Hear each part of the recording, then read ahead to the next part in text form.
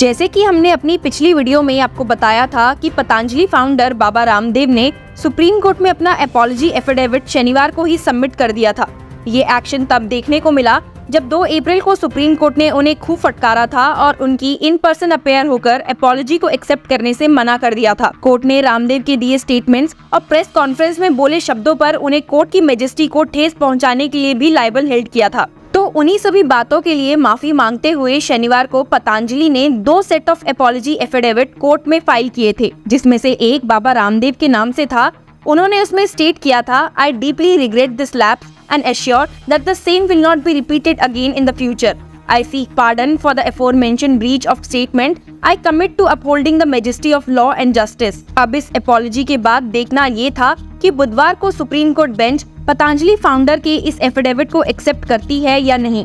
इसी एक मुद्दे पर सबकी आंखें टिकी हुई थी, क्योंकि आपको तो पता ही है कि अब तक की सभी प्रीवियस हियरिंग्स में पतंजलि यहाँ तक कि सेंटर को भी इस केस में सिर्फ डांट ही सुनने को मिली है और सेंटर को रिप्रेजेंट करते हुए आयुष मिनिस्ट्री ने भी केस में अपना 42 पेजेस का एफिडेविट फाइल किया है। साथ ही उत्तराखंड गवर्नमेंट और लाइसेंसिंग अथॉरिटी के पेश होने पर भी सुप्रीम कोर्ट बेंच ने क्या बोला है ये भी बहुत जरूरी है। तो आइए बिना देरी करते हुए आज हुई हियरिंग्स की डिटेल में चलते हैं। Justices Hima Kohli and Ahsanuddin Amanullah comprising bench ने जब मैटर पर प्रिसाइड किया तो उन्होंने पतंजलि फाउंडर बाबा रामदेव और एमडी आचार्य बालकृष्ण की अनकंडीशनल अपॉलजी को देखा। वैसे तो दोनों ने सुप्रीम कोर्ट को अपनी अनकंडीशनल और अनक्वालिफाइड अपॉलजी टेंडर की थी थ्रू एफिडेविट, पर फिर भी सुप्रीम कोर्ट बेंच इससे खुश नजर नहीं आई और उन्होंने बिना देरी करते हुए पतंजलि को सुनाना शुरू कर दिया।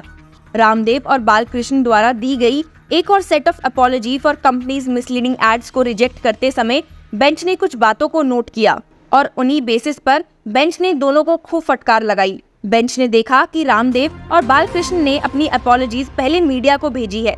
जस्टिस कोहली ने नोट किया, till the matter hit the court, the contemnors did not find it fit to send us the affidavits. They sent it to the media first. Till 7:30 p.m. yesterday, it was not uploaded for us. They believe in publicity clearly. ये कहकर justice Kohli ने साफ कहा कि Patanjali publicity में विश्वास रखता है, पर इस पे पतंजलि फाउंडर्स को रिप्रेजेंट कर रहे सीनियर एडवोकेट मुकुल रोहतगी ने बेंच को सबमिट किया कि वो रजिस्ट्री के बारे में नहीं बोल सकते, लेकिन उनकी अपॉलजी सर्व कर दी गई थी। एफिडेविट्स को आगे रीड करते हुए जस्टिस अमानुल्लाह ने कहा और आश्चर्य जताया कि ये ड्राफ्ट किसने किया है। He asked, "You are defrauding the affidavit. Who drafted it? I am surprised." जिस पे मुकुल रोहतगी ने जवाब दिया कि उनसे लैप्स हुआ था। ये एफिडेविट की वही लाइन है जो बाबा रामदेव ने लिखी है, saying, I deeply regret this lapse and assure that the same will not be repeated again in the future. इसी को पॉइंट आउट करते हुए कोर्ट ने रोहतगी से कहा कि ये बहुत छोटा वर्ड है। रामदेव की अपॉलजी एफिडेविट से बहुत नाराज जस्टिस अमानुल्लाह ने पूछा क्या उनकी अपॉलजी हार्टफेल्ट भी है, जिसपे मिस्टर रोहतगी ने रिप्लाई किया, What else needs to be said, my lords? We will. He is not a professional litigant. People make mistakes in life. तो बेंच ने अपने इंटेंशन साफ दिखाते हुए उनसे कहा, Even after our orders, we don't want to be so generous in this case. Baba Ramdev की आधी अधूरी अपॉलजी से नाखुश बेंच ने कहा कि वो ब्लाइंड नहीं है। The apology is on paper. Their back is against the wall. We decline to accept this. We consider it a deliberate violation of undertaking. Supreme court ने इस केस के बारे में बात करते हुए कहा कि ये मैसेज सोसाइटी एट लार्ज में जाना चाहिए।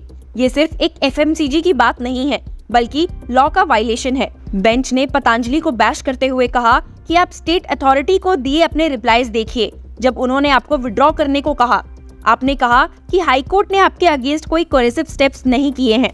We are making it a part of your conduct. The larger picture is your conduct with the public at large, but saying it is in good faith. आज हुई hearing में bench सिर्फ पतंजलि और उनके founders ही नहीं, बल्कि स्टेट गवर्नमेंट पर भी काफी गर्म दिखाई दी है। जैसे कि पिछली वीडियो में हमने आपसे कहा था कि उत्तराखंड गवर्नमेंट ने भी केस में अपना एफिडेविट फाइल करते हुए अपने स्टैंड को क्लियर किया है, तो उसी पर सुप्रीम कोर्ट ने आज उनसे भी क्वेश्चन किए और पूछा कि क्यों लाइसेंसिंग इंस्पेक्टर्स ने एक्ट नहीं किया और कहा कि 3 ऑफिसर्स को एक साथ सस्पेंड कर देना चाहिए। The court said that the state officers had done nothing. We have strong objection to the use of the word bona fide for officers.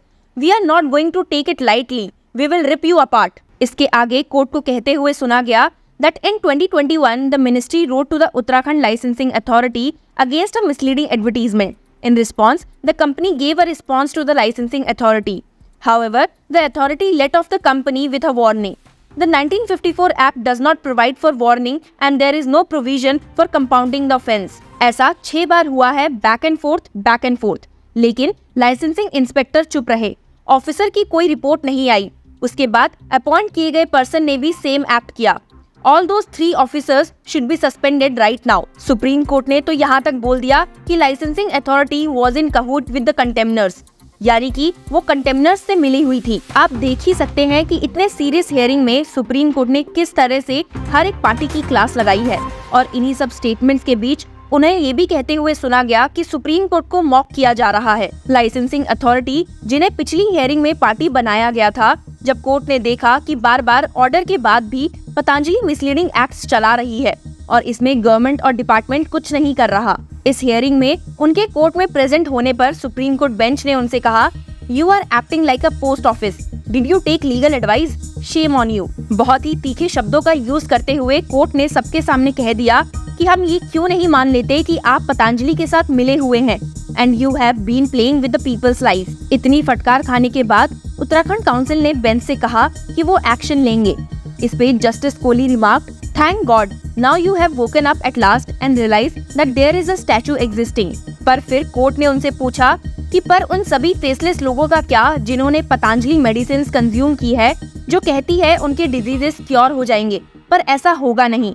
क्या आप किसी ऑर्डिनरी पर्सन के साथ ऐसा कर सकते हैं? कोर्ट के इस सवाल पर लाइसेंसिंग अथॉरिटी ने कोर्ट से माफी मांगी और एश्योर किया कि वो इस मैटर में जरूर एक्ट करेंगे। हियरिंग के अंत में अपने ऑर्डर में नोट करते हुए सुप्रीम कोर्ट ने कहा that Ramdev and Balkrishna attempted to wriggle out of the physical appearance in court and said they are travelling abroad. Supreme Court in its order recorded, fact remains that when the affidavits were sworn, that is on March 30, there were no such tickets in existence. Therefore, the assumption is that the respondents were trying to wriggle out of their physical appearance before the court, which is most unacceptable. State Licensing Authority के action पर भी note करते हुए court ने note किया कि Divya pharmacy ने state authority की वार्निंग्स पर भी डीप स्लम्बर और डिसडेन शो किया है, which is apparent from the tone and tenor of the reply. इसलिए कोर्ट ने कहा कि जिन्होंने भी 2018 से अब तक डिस्ट्रिक्ट आयुर्वेदिक एंड यूनानी ऑफिसर्स की पोस्ट संभाली है, वो अपने रिप्लाईज फाइल करेंगे